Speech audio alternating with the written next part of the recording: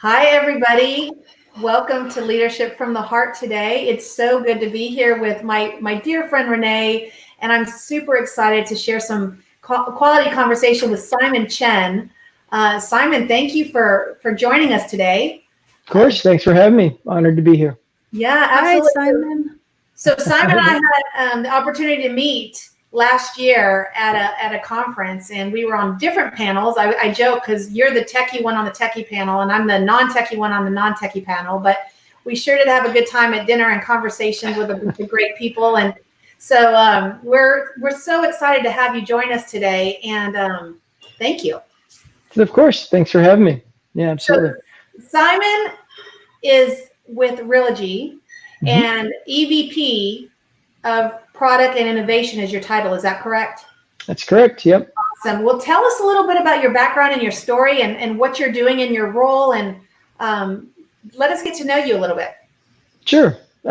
So the short version of it, which I'm sure the viewers would appreciate, is I started out in my career in actually investment banking, right? So we were doing big deals early on in my career. And I think what I realized pretty quickly, I remember actually the moment I was sitting on my back deck drinking a Bud Dry. Do they even make that anymore? It's like a different beer that they had back then. I didn't know about. I've never heard of that one, Simon. I'm going back to college days, Simon, on that one. Yeah, it's like next I'll start talking about Zimas or whatever, right? But so I'm sitting there, and I was obviously young. It was my first job out of school, and we'd just done this big deal. Basically the deal that created Splenda. So, this was a million years ago, and it was kind of a cool transaction. And I'm sitting there and I'm thinking to myself, I kind of feel like I've peaked in my career, even though I've only been working for a few years. There's got to be more to working than this. There's got to be more to career than this. And so that's when I realized, like, I wanted to learn more about the businesses as opposed to just how to talk about businesses at a cocktail party or something like that, right? And that's when I actually left that company and joined one of the companies that we worked with, which was a technology company. And I learned from the ground up again, sort of operating chops, if you will, And then that was the .com days, and then after the whole .com bubble blew up, I said, my next company is going to have assets that I can physically touch. And so I started a real estate company because, myself and my family have been investing in real estate for a long time. And so I started a real estate brokerage / consulting company all those years ago. And, since then I've run brokerages. I've headed up some, most recently I was CEO of ERA, so one of the Realogy brands. And then as of basically the beginning of this year, I'm the head of our new product and innovation group. So not immediately evident. So maybe I'll talk a little bit about what the product and innovation group does. So there's really like 4.5 to 5 parts of my organization. So product, obviously, right? So we're the business component driving sort of vision and project management of products for all of Realogy. And then also the learning organization, so all the training, coaching, and learning that goes on across all of our brands, agent recruiting and retention, strategic alliances, and then the last sort of half bit is our corporate ventures group, our venture capital component. So a lot of groups. I mean, basically our charter is to leverage the scale of Realogy to drive value for our network of 300,000 agents globally across our 6 brands or so, and it's been exciting. It's I've got a bigger sword basically to wield to get stuff done, and that's exciting. So just a small little role there for 300,000 agents wide, right? It's a lift. Yeah. It's definitely a lift, but it's important, and that's what gets us up and gets us to the office or not, right? These days, every day, just is sort of the excitement and the good work that we're doing, Well, and there's been so much, there's always talk about technology, but especially right now, and in the situation that the globe is experiencing, technology is first and foremost forefront of most of the conversations we have, right? Regardless of what industry you're in. So I know you guys are having tons of conversations as it pertains to technology, but keeping that in mind, you've been in real estate a long time. I didn't realize you had such an incredible background in the real estate. So it's not that you're just coming in as a tech guy in a space that you don't really understand. You have the experience and knowledge. So in the last 10 years, what do you think has been the single biggest advancement in real estate technology? I mean, it's around that time frame because the DOJ judgment that sort of freed up the MLS listing information was around like 2008 or so. So I would say, still online listing search, right? The portals, Zillow's, Realtor.coms, et cetera. Interestingly enough, I was at Realtor.com for 5-6 years or so. And so when, agents come up to me at conferences and they ask me like, is the internet going to make my job obsolete? Are they going to make me go away or what have you, right? And I say, no, actually, I view the portals as enablers, as weird as that sounds, as much as there's all this noise around them being the, disintermediators or what have you. I actually view portals as a way to demonstrate the depth of knowledge that real estate agents have to their consumers. So what do I mean by that? Look at like LegalZoom or like WebMD that are out there, right? Like a tremendous amount of publicly available knowledge or data that's out there for the average consumer to, consume. So like my wife and I had a baby like 6 months or so ago, right? And so baby has a rash. So my wife gets on WebMD and Googles rash, right? You do not want to do that, by the way. Never do that. Right? Like, right. 30 different conditions with pictures, right? Which is not a lovely idea, which of course sets my wife off the deep end thinking that my baby has like some obscure random disease, from something so far away. So the point is that, all this online content, if anything else, shows the consumer how much they don't know, right? And so they want to go and refer to a doctor because I know I got the bill, right? To find out whether your baby actually has this, mysterious random disease or whether it was just that, she's eating too much fiber, that kind of thing, right? And so, I think portals actually are great enablers to real estate agents because they allow us to be able to do higher value functions, which is guide our clients in a more intelligent way as opposed to just having, showing them listings as our value add or our contribution to the relationship. That's such a great reminder, Simon, is that we shouldn't fear the technology. We've talked many times, Elizabeth and I, on the show to many of our inspiring guests, and it really is keeping the mindset that the technology is a tool in the tool chest. And so let's put as many tools in the tool chest as we can to not only provide better service to our customers, but also bring in new efficiencies that help us clear the path to providing the best opportunity for the customers as well. That's right. I mean, if your time is no longer spent, compiling that big brochure or manual of listings or whatever, and then having to drive it around, or the first time your clients are seeing anything, this is going back old school, right? Is when you show up with that brochure or that manual or those printouts. Now you can actually, they already know what homes they might be interested in. They've already seen the insides of them. They already ruled themselves in or out on that property, all, saving the agent a tremendous amount of time. It's kind of like, as a result of this crisis, we introduced a new technology with our partner Front Door, which is American Home Shield, right? Which is a virtual home or listing presentation showing tool. Right. And it's not just something like this where, we're looking at each other, what have you. What's cool about it is that you're both looking at the same view through the clients or the sellers, sort of phone. Right. And you're actually able to guide them through it. So you can like use a virtual laser pointer and say, look at this or look at that. Or you can take pictures or take video through your client's phone or your prospective client's phone. Right.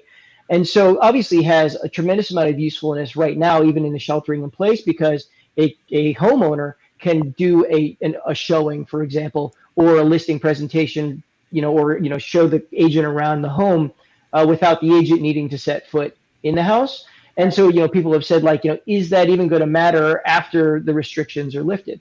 And, my belief is that yes, because, an agent that's going to meet with a potential seller, for example, right, doesn't know what the inside of the house looks like, doesn't know how nice it is relative to other homes out there. So agents can't run meaningful comps until they've had that first meeting, right? Now you could see everything that's out there. You could have even taken pictures. You can pull comps or examples of redecorating or what have you from, other things, so that when you get face to face with that potential client, that interaction can be that much more meaningful, and you can differentiate yourself from some other agent that comes in there that still needs to have a follow-up meeting in order to have a meaningful conversation. So I think there's tremendous benefit to it. You're speaking our language, because right now the strong agents really need to be focused on, okay, there were some technological tools and some resources that have now been adopted by both the consumer and the agents out of a necessity in many cases, right? Being quarantined. The conversation that I can speak on Elizabeth's behalf, we both feel that should put more pressure on is the continued adoption of those technological advancements so that it's more of a standard in the industry. And maybe one example is instead of 20 showings, we're doing 4 or 5 showings. That's a benefit to the customer. That's a benefit to the agent. So you're really speaking our language, and I love the way you're thinking. Yeah, absolutely. I mean, even things like this, right? Like having Zoom calls or having, online calls. Historically, it's been, sort of taboo almost, right? Because like if you're a client or you're a business contact and you're having a meeting, what, you couldn't get in a plane, come and sit down in front of me face to face. You got to do this over a webcam call. It seemed very impersonal up until the point in time that everybody's doing it. Now it's the new normal, right? Like people can, oh, that's a terrible word. I know it's a buzzword. I should strike it from my vocabulary. But, people are able to now, whether it's in sweatshirts and hoodies or whatever, have these calls and nobody feels slighted as a result of it, right?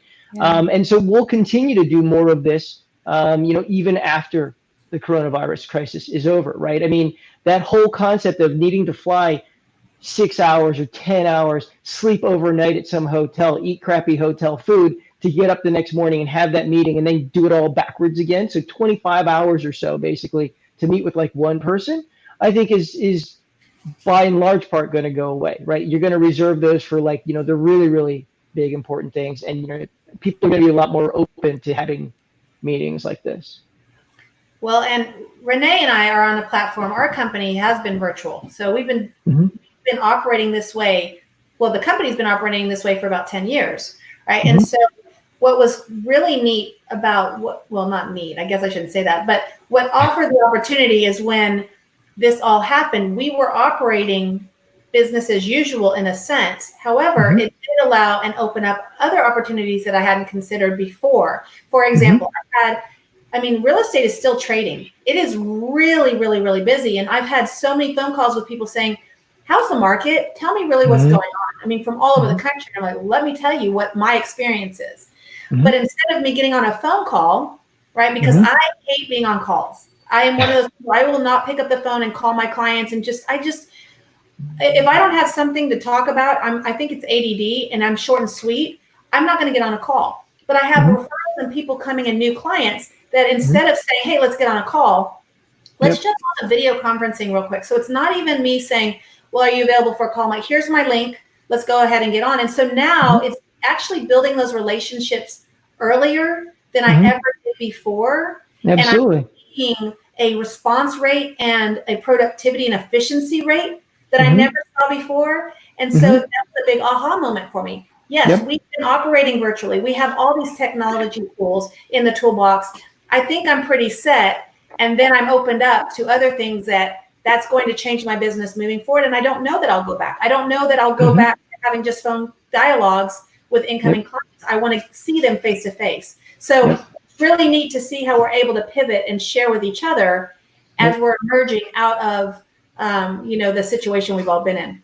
Yeah, I mean, in an ironic sort of way, there's a silver lining to all of these, web conferences and stuff, which is, I'm using a background. Obviously, I'm not actually at our headquarters office or what have you. But if you saw my office that I'm in, I've got all these paintings that my daughter has done, like sort of hung up in a display on the wall and stuff, right? And so in a weirdly perverse sort of ironic sort of way, you're actually getting insights into people at a more personal level, even though you're doing more of it remotely than you would have if you were just meeting at some office in an impersonal sort of environment. You're seeing like people apologize if like they're, it's like that BBC video where the guy's like baby comes crawling in on the walker, and then the wife like screams and tries to drag the baby out, right? Like, right. And like he's maintaining like a nice stiff British face while he's, doing it. But it's that sort of thing. Like I actually like when somebody's dog or cat or, child, naked baby or whatever comes running across the screen because that personalizes it, right? And that obviously wouldn't have happened, in the office or what have you. So in a weird way, it actually, even though everybody's more distant, it actually brings us closer together. So what do you Oh, sorry, Renee, go ahead. I was just curious with Simon is you have such a great background and you're leading a huge organization. We've obviously all experienced just unprecedented times, and we talk about leadership from the heart. What advice would you give leaders as they navigate into the next phase of the industry? I mean, it's kind of like what we're looking at Realogy, quite frankly, which is there was some meme, and I've been trying to find it, and I never could, right? Again, but I saw it on Facebook, and it popped up, and I was like, wow, that really resonated with me, and then I should have screenshot it or something. But it's basically like, as everybody is in a rush to get back to the old ways, right?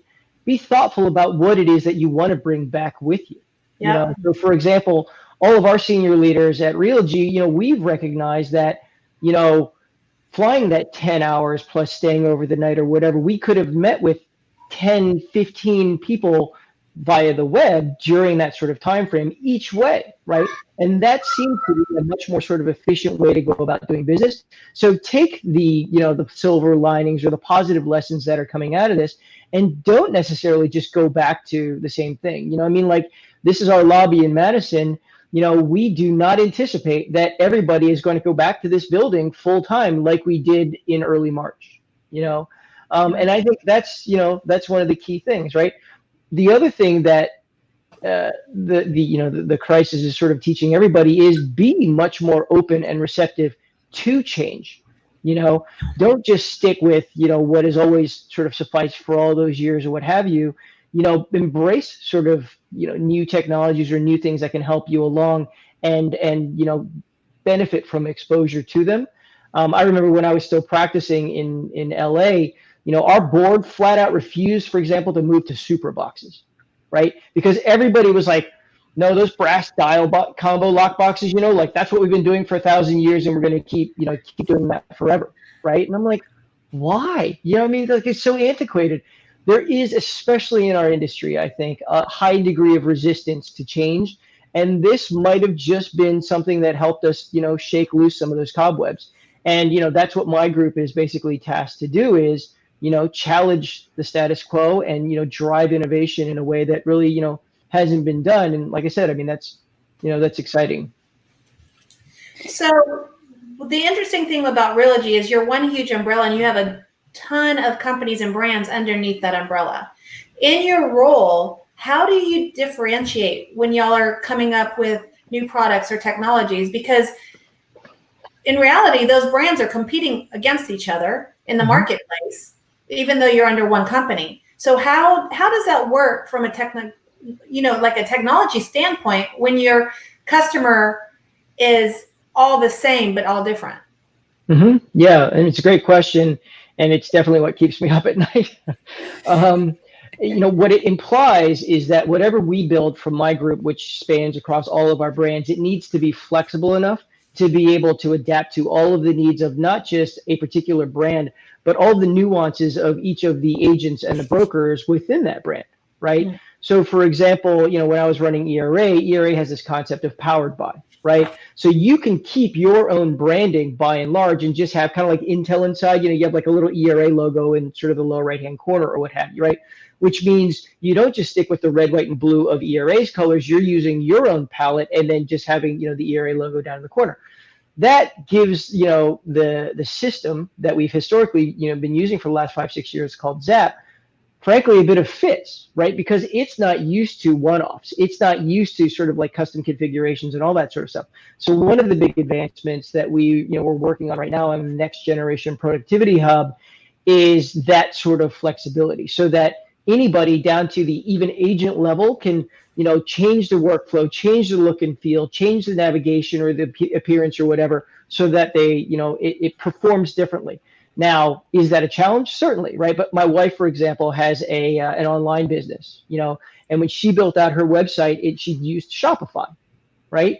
That same platform fits the needs of however many hundreds of thousands of websites that are built on Shopify, and yet each one of them looks and feels and performs very, very differently. It's that same premise, right? Like my group's charter with our technology group in hand is to basically build a platform and architecture that is flexible enough so that it can handle all of those different use cases in an agile fashion. And, I think we've succeeded, right?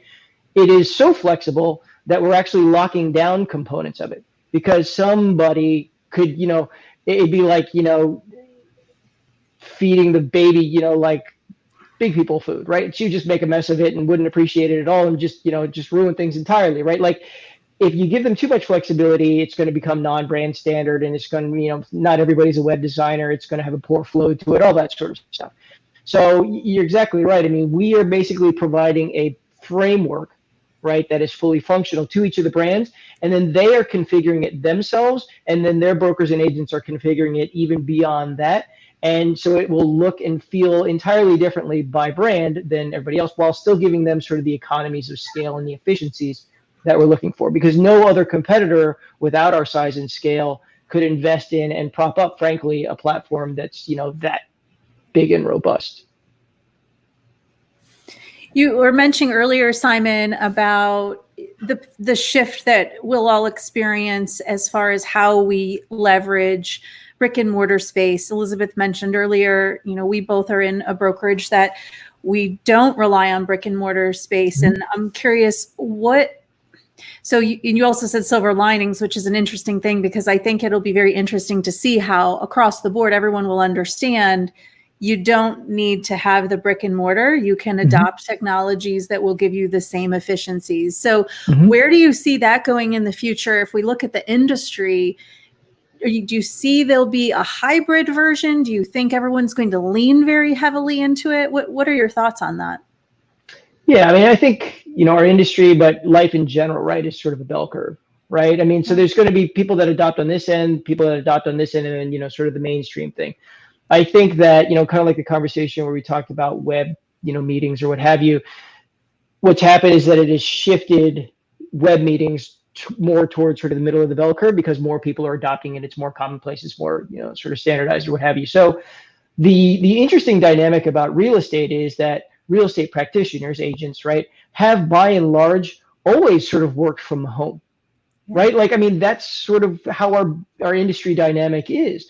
And then they go into the office for meetings or what have you. But by and large, most people, except for like big teams or folks that really need to have a physical office because their home, doesn't support it or whatever, are working from home. And so I would almost argue, although I haven't seen any data around this, that real estate agents have been more productive than like other people in other industries, because, we're used to sort of operating in this way. So I think that there will be less.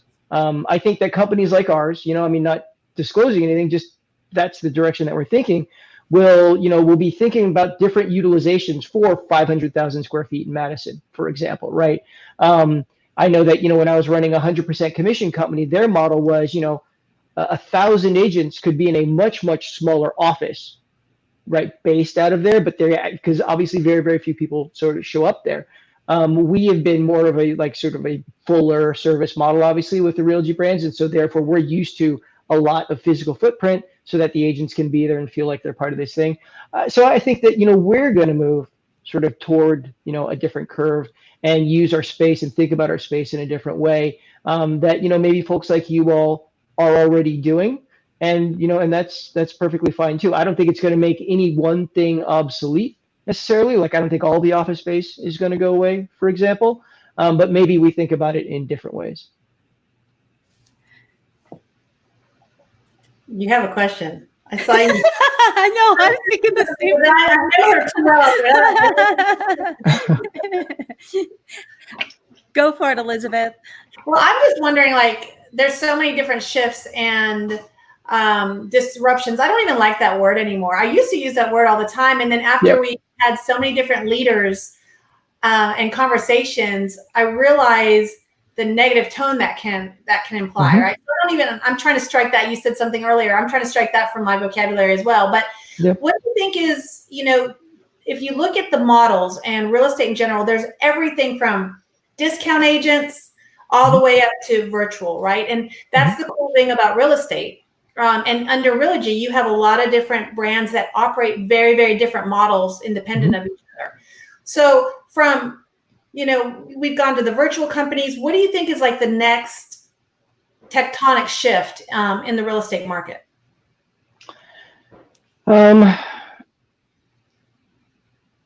I mean, I think a lot, even like with iBuyers, for example, right? It didn't necessarily, and I mean, in order to get funded these days, right, you have to basically say that your model is going to make everything else that came before it obsolete, right? So I don't fault Right. them for sort of the approach of pitching it out there, but what we've all sort of come to find is that even with iBuyers, and we're doing it, and is that it does help consumers sort of with a preference if they are in a particular situation where they need to sell, quickly.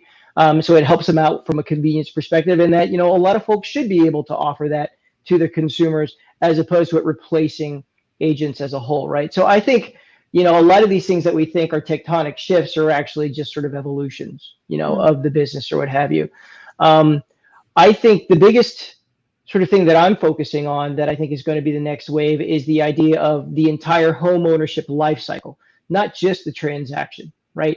The industry as a whole is by and large wrapped up around the transaction, right? There's $80 billion a year that are paid in commission. That sounds like a heap of money. And so everybody wants their piece of that money, right?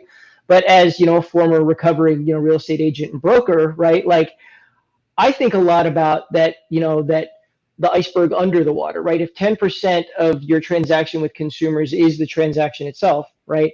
What about all of that 9/10 under the surface of the water where you're, their local area expert or expert around all things home ownership related, right? So do you have a dog walker, a nanny, a contractor, a church, a restaurant, all that sort of stuff that you stay engaged with them over all that time where agents basically are working for free, And I think that, if we can help agents stay engaged with their clients as well as prospects over that entire life cycle, then it's that much easier for them to re-engage with them, right? They say that it's like, I think it was like 5 times harder to get a new client than it is to keep your old one. Okay, so that's an interesting stat. And yet, if you look at NAR's data, 90% of consumers say that they would work with their agent again right after they've gotten the keys. They're all happy. They carried their spouse across the threshold, that sort of thing, right?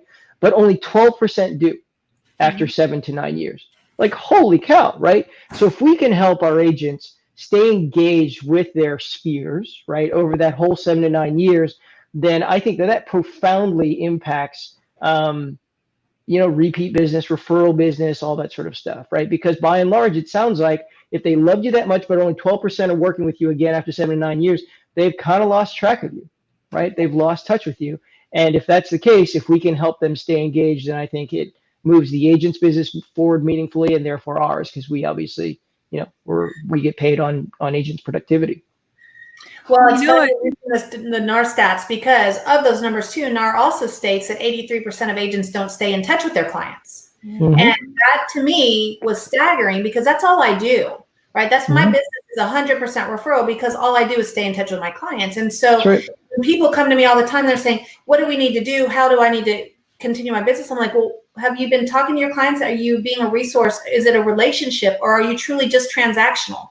That's right. So I think it's a mind shift as well for agents to kind of understand, oh, it's not just this one-time thing. And it's working smarter, not harder. It's that 80-20 kind of rule where it's so much harder to go find new business. Well, don't. Just service the people who loved you. And that many people aren't doing it. So that was very surprising to me because when it's something that's just ingrained into what I'm doing or what Renee's doing, it's, easy.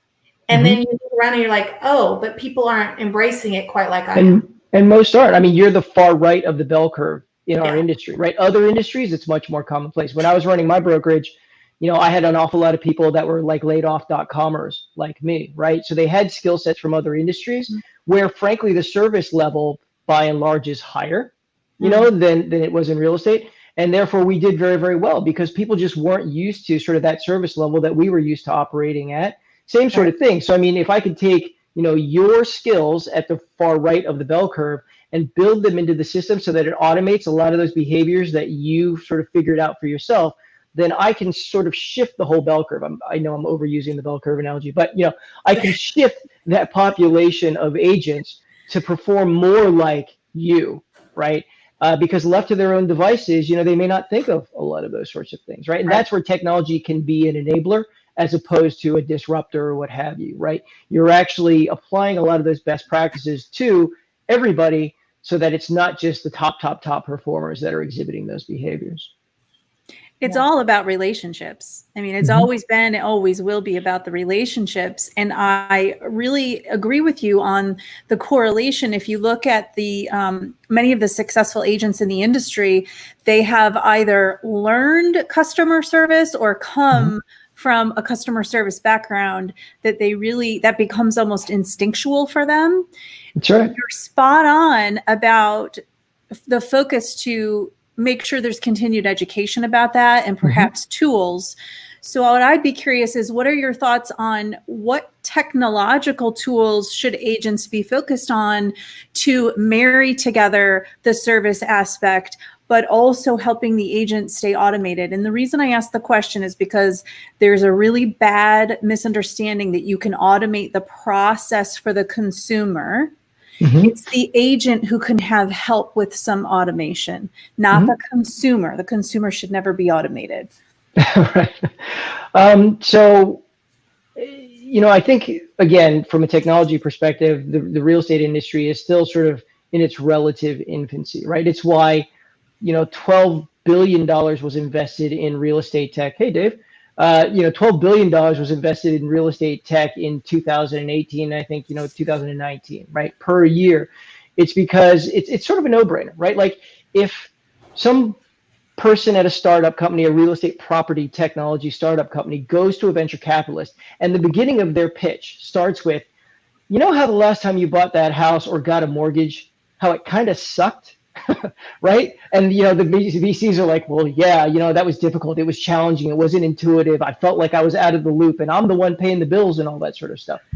Exactly. This is how my company is going to improve that. That's why all these companies are getting their funding, is like, fundamentally, people feel like the transaction process is flawed in a lot of different ways, unless they've worked with, a really fantastic agent like you all that takes everything throughout the process and does it for them, so that it's just, a very low degree of interaction probably required from them. But again, the exception, not the norm, right? So, I think that, helping them use CRM better, understanding like what CRM actually is, right? It's customer relationship management as opposed to just how to respond to a lead.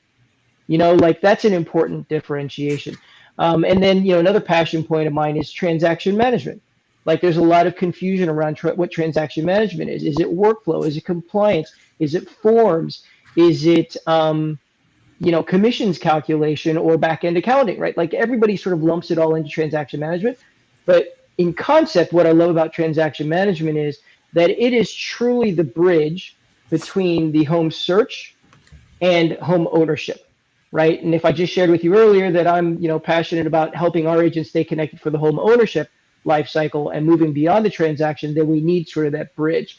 And so transaction management can be a way to help provide visibility to the consumers of where they are in the transaction, what steps are still pending, when their contingency dates are, what vendors still need to be brought into the mix, help you interact with those vendors so that, if the consumer says, hey, I need a pre-qual letter, right? Instead of saying, hey, I'll call up this or that person and they'll call you, or blah, blah, blah, blah, you can interact a lot more dynamically. Like, all those steps that take a number of phone calls out to coordinate right now, if we could just bring them all into one collaborative place. Again, you're not automating the consumer, but you're giving them visibility into the steps, and you're giving them visibility into sort of the work product of what we're doing, all of which, makes things a lot better, more helpful, more informed, et cetera, right? Even while the consumer feels more empowered. So, for us, I think that's a big area is, let's migrate from CRM, which has been a huge area of focus, into more of the transaction management so that it becomes more interactive as opposed to just a compliance thing or just trying to get all your forms in one place, which is a lot of what is done out there. Well, the transaction process, you're spot on, because the transaction process, contract to close, on our team, we call it, it's concierge service, right? There should be service in that part of the process. The whole timeline of our service to our customers is important, but that would be the most critical time. So the service level has to be at the very highest level to make sure that we're approaching everything with the most detail orientation, as well as understanding that the customer is going through what could be by many one of the most stressful times of their lives. Moving is a stressful time. So you're spot on with that. I love your thoughts around that. Yep. I agree. I am not the techie one again, right? But I'm fascinated by, on a global standpoint, again, you were saying that you've got 300,000 agents globally with all the brands. You know, our company's global now as well, and we're expanding. Where does the U.S. fall in terms of technology adoption? Because I've been on a lot of different calls with leaders from other countries, right? That we're in the UK, Australia, Canada, things like that, and we're expanding. And it's interesting to see, because real estate is so incredibly different in so many of these countries. So where does the US fall in terms of adoption or process or how real estate is done? Yeah. So I've had a fair amount of exposure to, Europe as well as Asia, just given my prior roles, right? Because we had operations internationally. I would characterize it. I mean, I actually think that we are further along technologically than, a lot of other countries. And I think there's a few reasons for that. One, like, Elizabeth just mentioned, like how Australia, for example, or, the UK transacts real estate in terms of their exclusive agent models and everything like that are very different from ours, right? Well, actually, how ours is different is that we have exclusive agent, whereas, they don't, right? So, which has prompted MLSs, which has prompted the data feeds on property and agent information and transaction information. So we have been forced, just from how we transact in the US, to build out a lot of that infrastructure, which, feeds a lot of these things. It's why portals, by and large, internationally, have a much, much harder time, because every region, every country, every whatever tends to operate like New York City, right? Like completely independent, sort of wild, wild west in a lot of ways, where they aren't pulling all the listing information together. They're not sharing it with each other, all that sort of stuff. There's no clear cooperation. Exactly right. I mean, there's really not. And so I think we're further ahead there. And then there's the social dynamic too, right? Like I love on my Facebook feed, I have a lot of like our Asian or like foreign agents from ERA, since I was heading ERA before. In Europe, it's tremendously charming to me that, they do a lot of door knocking. They just walk around the villages that are stunning, right? And like put their cards out there and build like relationships from people. And they probably know you're, this or that person's daughter or son or something like that. Like there's already a connection there because the communities are quite small. Whereas in Asia, where it's all about, building new and expansion at like sort of crazy rates, a huge proportion of their business is new project developments, right? So agents are going in and brokers are going in for their agents and working those, sort of huge deals for 5,000-6,000 unit buildings or something like that to get the exclusive on that whole building so that their agents can then go in and sell them, right? So very, very different dynamics. But I would say from a technology perspective, we're probably the furthest along because we have the most distance, we have the most disparate sort of inventory types, and then we also have that competitive and cooperative dynamic of how real estate is transacted here. I hadn't thought of it that way, actually. And it's good to hear that, because I was thinking the opposite, right? So it's always interesting from the outside looking in, and you're hearing and you're watching the news, and that goes with anything, and you're doing some research, or like we were talking about WebMD, you're just, the story or the picture that's painted is a little bit different, or at least the story I told myself, or I tell myself. So it's interesting and refreshing to hear that, because we do have all the challenges that the U.S. is still working on, and interstate, and even in our local, with the MLSs or national MLSs and things like that. But it's nice to see that those conversations are healthy and moving us forward instead of us being antiquated and behind other countries. Yeah, and don't get me wrong. I mean, like, you caught me at a good moment. Any other time I'd be banging my head against the wall saying like, oh my gosh, like, why are we so antiquated? Why can't we get this stuff done? Why can't we get the MLSs to agree with each other? I'm on a panel next week at Inman, right, to talk about data and how, we need to get, a global standard and, around permissions as well as access and data formatting and all that. So yeah, absolutely. But you're right. It's helpful every once in a while to just sort of take a step back and say, how are we relative to other folks and, and their, how they transact and how they get everything done. And I think we all have something to learn from each other. But from a purely technology standpoint, I feel like, the US is probably ahead at this point in time. You caught us on a good day too, because while we're talking about technology, there's probably sometimes we might bang our head on the wall thinking, recently we interviewed Margie Grant, for example. She's the CEO of Florida Realtors. She was on the show with Elizabeth and I, and she pointed out that was probably around early April. And she said at that point, over the last few weeks, the number one topic of incoming calls for the Florida Realtor hotline from realtors was, how do I operate Zoom?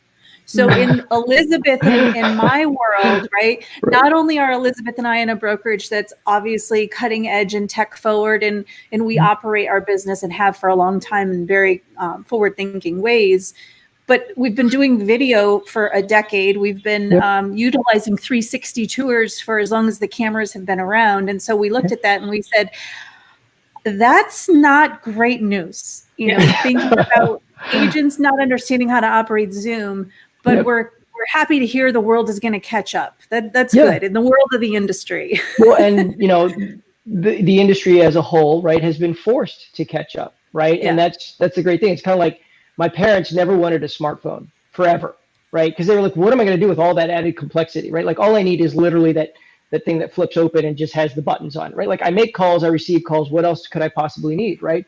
It wasn't until my first daughter was born that they saw all of their peers looking at their grandkids on chat or on YouTube or whatever, that they were like, hey, I want that, and then all of a sudden I get a call from my mom like, hey, we want smartphones. And I was like, what? Like, who is this?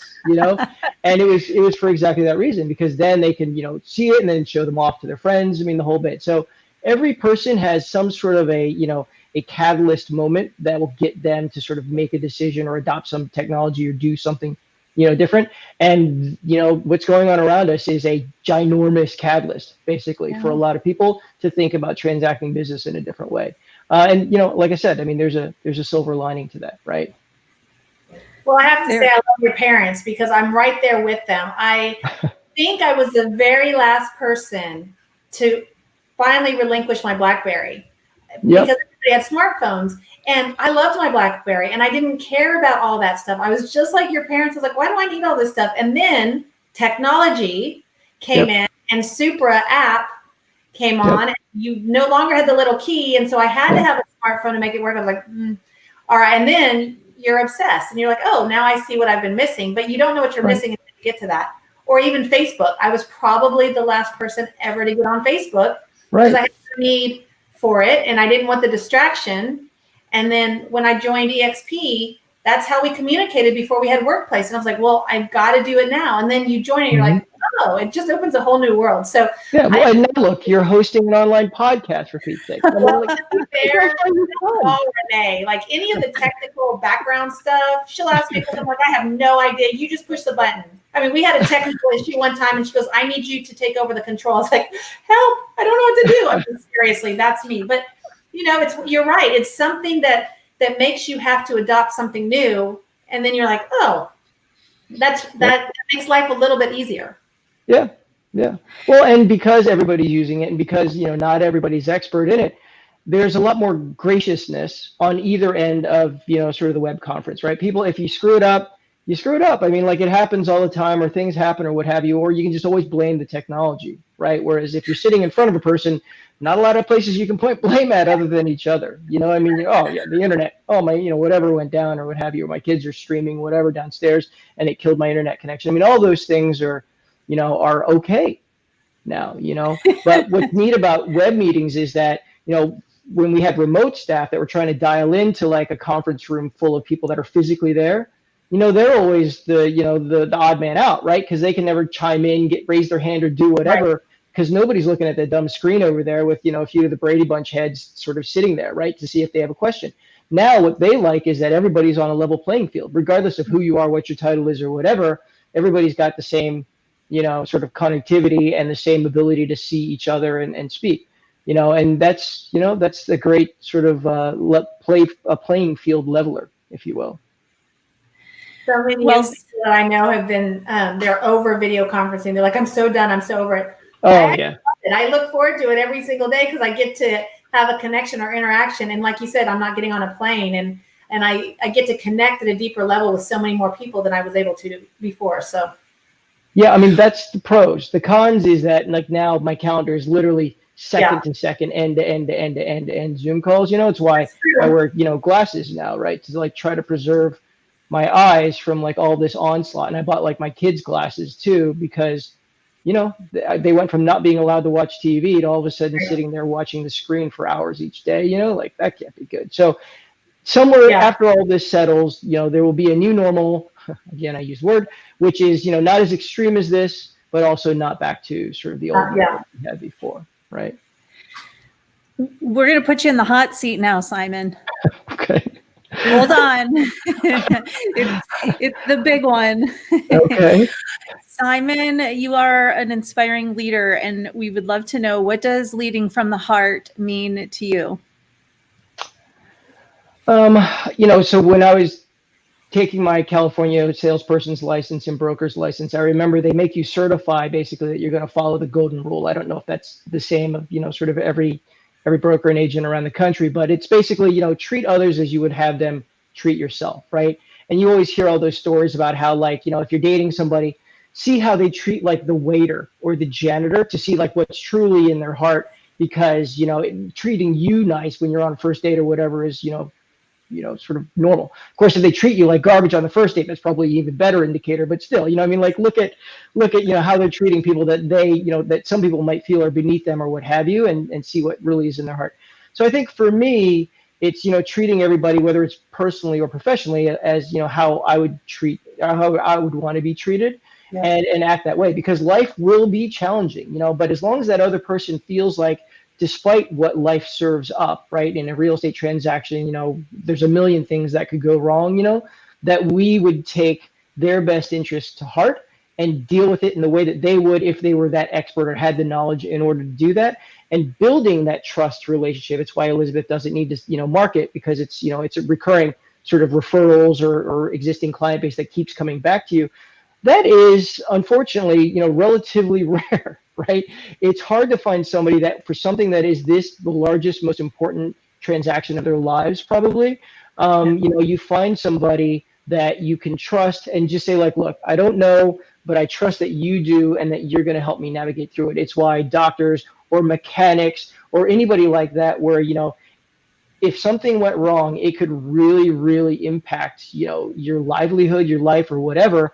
And, you leave it in the hands of somebody that is expert, basically, to help you navigate through that. So I think it's as simple as that, right? Is like, whether it's my own staff and like helping develop their careers in the same way that I would have wanted somebody to do it for me, and being very conscious about that, right? And building it into their goals, as opposed to just like what I need them to do for me, but what can the company do for them in order to make it a balanced relationship sort of in the organization. But just little examples of like that, thinking about the other person like you would want from the relationship, and structuring whatever your interactions are accordingly. I love that. So definitely speaking our language on that. The golden rule, it always goes back to that. But to hear you say that, especially with everything you're involved in, your whole history and background, and that's what it means to you, that's pretty powerful. So thank you for sharing. Thank you for sharing with us today, Simon. We really appreciate you carving some time out for us. Of course. Thank you for having me. It was great talking to you all. Hope to see you soon somewhere. Yes. I'll bring the wine. Absolutely. Well, we're going to hold you to that. Not a problem. I'm usually not terribly far from the wine. I'm from California. It's just how we roll. That's right. Simon, take care of you. Take care of that family. And we will look forward to seeing you soon. Cool. Thanks. Take care. Bye, Simon. Thanks again. Bye-bye.